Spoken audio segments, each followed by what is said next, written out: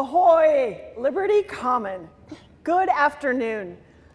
I'm so honored to be here. Thank you, Congressman Schaefer, Cowan Cushman, Jack Friesen, staff, students, parents, honored alumni, and friends of Liberty Common. Thank you for the invitation to speak at this Lyceum focused on fortitude. As mentioned, I'm Audrey Oxley. I'm a retired naval officer, proud Coloradan, daughter, sister to a family of entrepreneurs, and a wife, thanks to my incredible husband, Matt, for supporting me here today.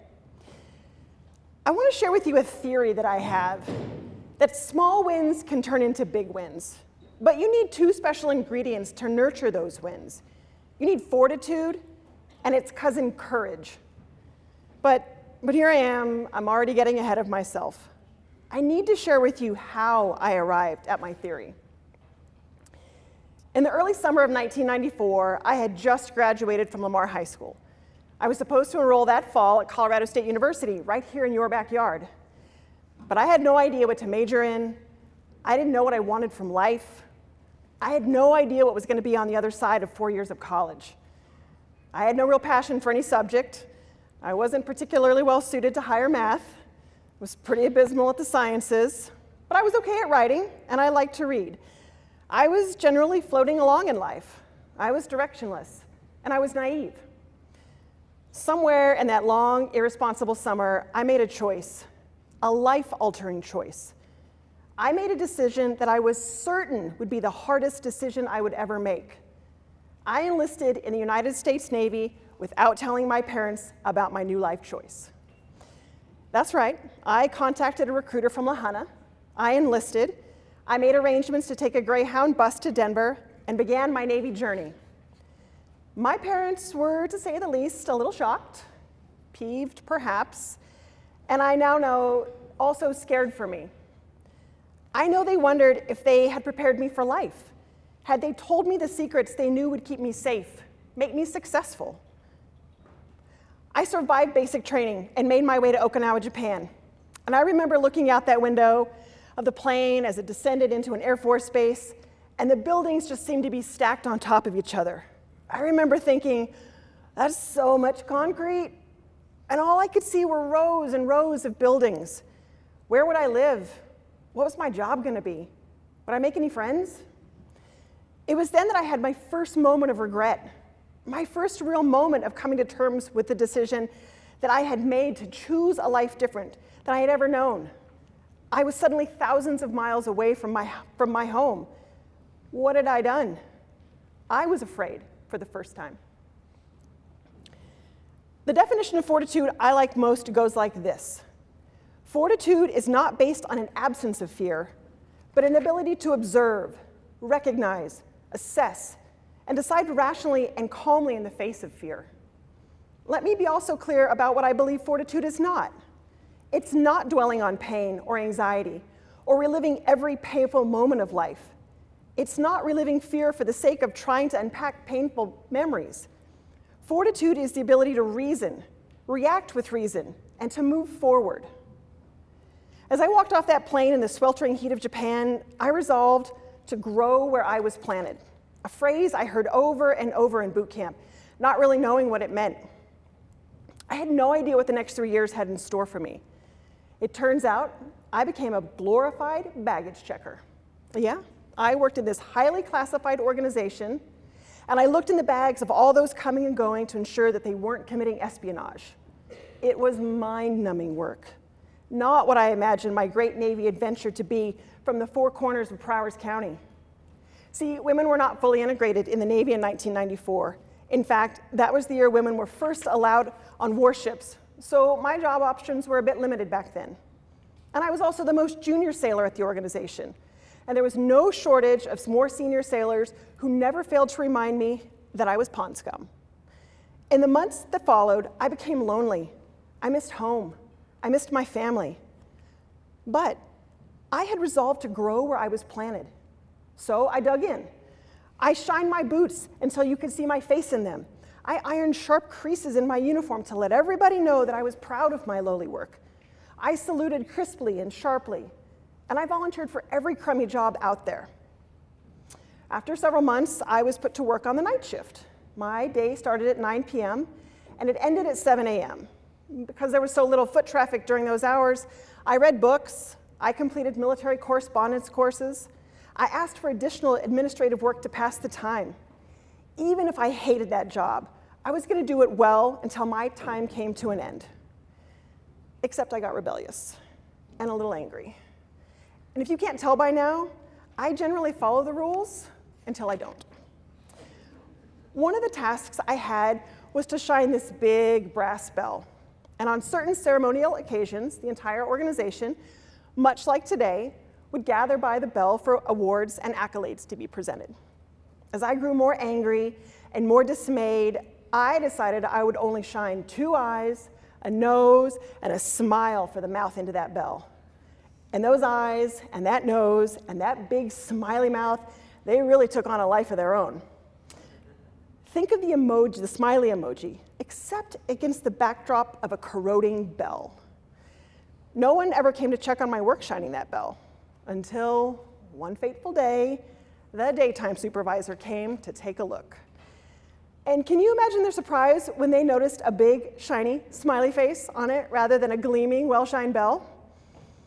Let's just say my supervisors were less than thrilled. I took my reprimand, and I knew that I had earned it. I mean, I really earned it. After that reprimand, I was isolated more than ever, and it was of my own doing. But there was this light ahead for me. 2 very senior sailors who had noted my artistic work on the bell, they noted something else, that up until then, I worked hard. I showed up on time for work. I wore my uniform with pride. I helped others. They saw a spark in me. They also noted that I didn't know how to deal with frustration. I hadn't developed the mental or emotional tools necessary to grow where I was planted. They observed me wilting. They helped teach me to channel my frustration into something positive by showing me that I'd been looking at my job all wrong. I'd been looking through this narrow straw when I needed to be looking with both eyes at the entire mission and goal of the organization. They spent time teaching me how to think with a different perspective, such as why my role in the organization, while seemingly menial, was one of the many layers of deterrence needed to keep the work they did safe.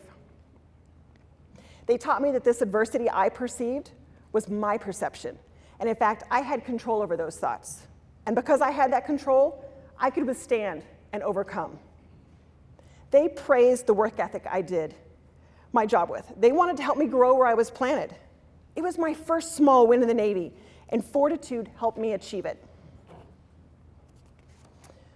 While that story doesn't seem very challenging, young woman, joins Navy, shines bell badly, gets in trouble, each of you has a story that others don't think is very challenging, but it is to you.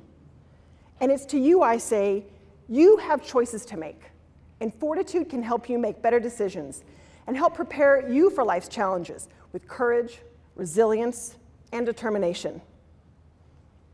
Life's hard. It's unpredictable. You won't be able to control a lot of the things that happen to you in life, at least right now. But you can control your reaction to fear, anxiety, anger, and my other 3 favorite horsemen, shame, guilt, and embarrassment. Fortitude is technically a noun, but I think it's also a verb. It takes practice. Sometimes you do it well, and sometimes you fail at it. The point is to practice fortitude over and over again, to build your confidence in your chosen reactions, and to increase your ability to withstand pain and adversity. Fortitude helped carry me through many difficult years in the Navy. Fast forward to the beginning of my career as an officer. I graduated from Tulane University after earning a ROTC scholarship. And I chose, there's that word again, I chose to become a surface warfare officer over other options like being a pilot or a supply officer. Surface warfare officers are the bread and butter of your Navy. It's arguably one of the most grueling professions in the Navy. Many say we eat our young because the stakes are high for success and devastating if we don't do our jobs right.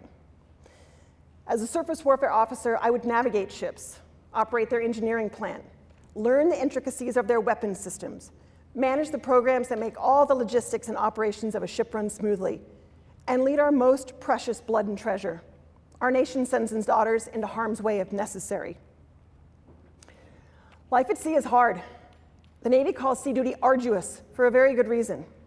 The ship runs 24 hours a day when we're out to sea, and in port, the ship is manned 24 hours a day. The environment is counter to anything you know and are familiar with. You don't spend a great deal of time worrying if your house will flood, or if it will catch on fire, or collide with another house, if it will blow up or be blown up. There are pipes everywhere. It's loud, it's smelly, it's hot. And sometimes you have to ration the water that you make, and that means that you don't shower because you need that water so that you can eat. You sleep fitfully in a ship that rocks back and forth all night long, doors opening and closing, hearing the muffled sounds of people talking, laughing, or arguing, ready to jump into action at the sound of an alarm, ready to respond to any emergency to keep those inside the people box safe. You also make some of the best friends of your life on ships at sea. You have some of the deepest, loudest belly laughs on ships at sea. You see some of the most spectacular sunrises and sunsets.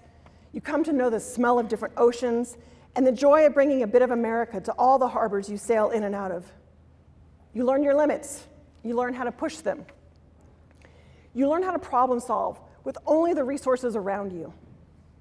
Does anybody remember that scene from the movie Apollo 13 where the engineers on Earth are trying to figure out how to get the astronauts back home using only the equipment that they have on board the spacecraft? Well, a typical day at sea is just like that. You only have what's on board to problem solve. We carry a lot of spare parts, and we do a pretty good job of planning and anticipating, but we don't always get it right. Sailors are ingenious. They push past adversity, fear, fatigue. They push past their differences for themselves and for each other. Maybe you have what it takes to become a sailor. I didn't formally learn about the Stoic virtues in middle school or high school, or even in the Navy. The Navy doesn't teach you those virtues. You're expected to bring them with you from learning them and practicing them out here. But I practice all of the Stoic virtues: courage, wisdom, justice, temperance, every day in the Navy.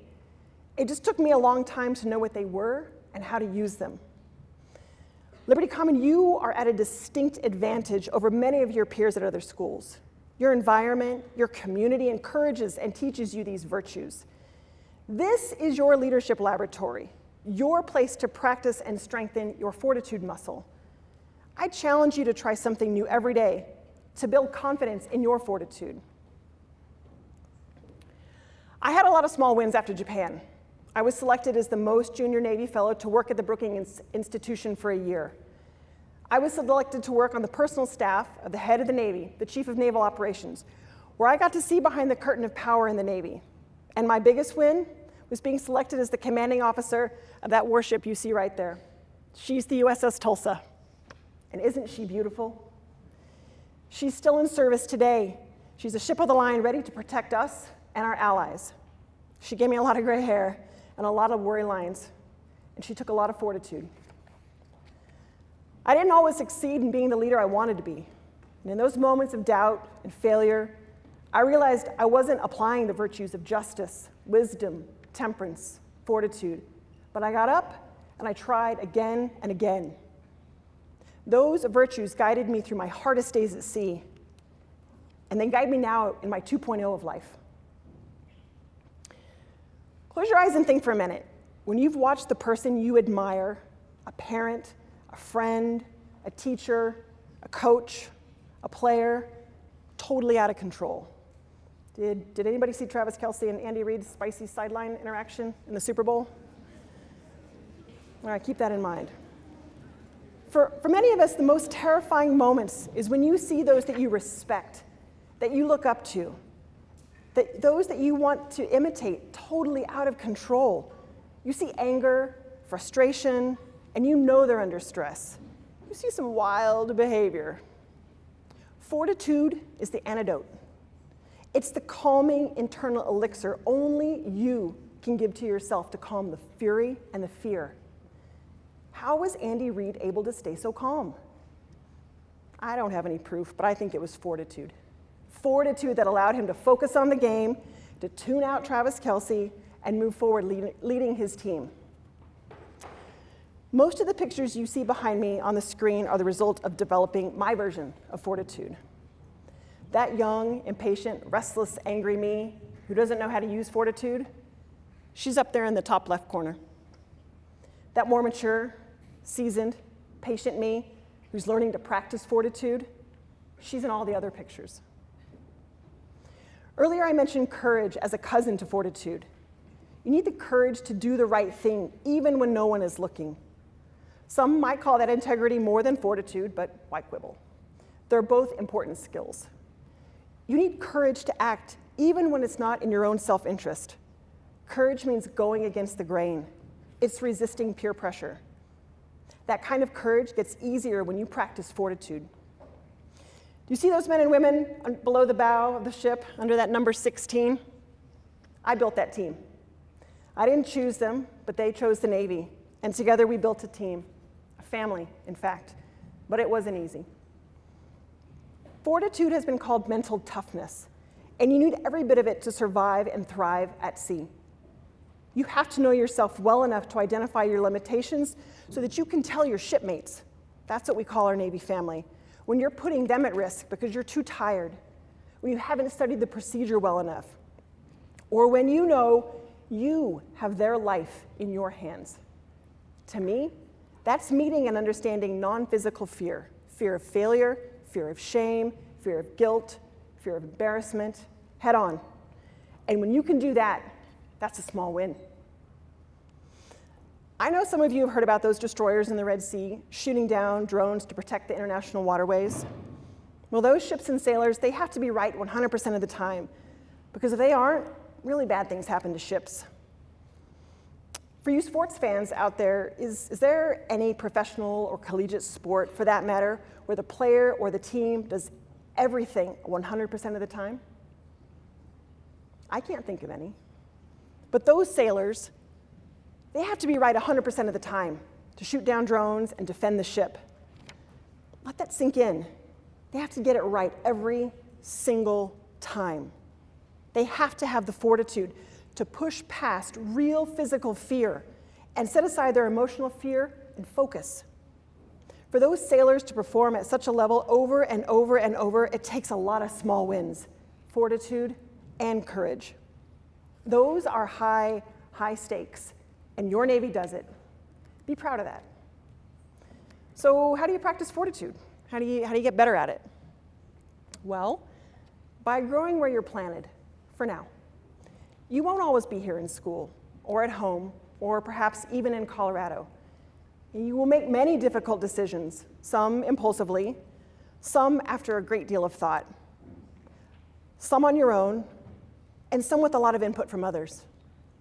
Living through your decisions, the good ones, the bad ones, it gets easier by thriving in your environment, by being responsible for your decisions and being responsible for your actions. It is possible to strengthen fortitude with practice, discipline, and self-knowledge, but it's really hard work. 2, let history be your guide. Whether you read books or you watch YouTube videos on Stoics of the past and present, the chances are that you are experiencing something unique for the first time. Well, it's actually pretty small. And I don't mean that to diminish what challenge you are facing. Rather, I mean someone like you survived, they overcame, they found a path, they devised a formula for success. And if you can find that answer, you can consider applying it and using that wisdom to guide you. That's your choice. You don't have to go through life's challenges alone. Chances are that there's already a model or a framework for you to work off of. Learning from the greats of the past helps you put in context the world of today. And 3, prepare for the best and the worst. We have a strategy tool in the Navy called wargaming or red teaming, and we use it to identify the most likely enemy course of action. It's when you think of all the things the enemy could do to throw you a curveball. We talk about the most obvious actions to the most science fiction, the most crazy things the enemy can do. And you can do the same thing with the help of your family and your community. Parents, teachers, alumni, part of your role in helping develop fortitude and those to your left and right is being there to help all the students see a new perspective. Their world is so small right now, but they live in a bigger, more expansive world simply through technology than anything we dealt with. The world comes at them so fast through their phones and computers. Help them slow the world down. Help them understand the control they have over their own life and decisions. Help them create an inner citadel of safety no one can take from them. Help them expand their world with your guidance, your wisdom, your experience. Help them understand what right looks like in their first terrifying few encounters with adversity. Give these students tools and examples of what a life well lived looks like and how making the right decision is often the hardest decision. Help them get some small wins so they can turn them into big wins. Everybody comment, thanks for your time and your generous invitation to share a little of my life with you. Thanks.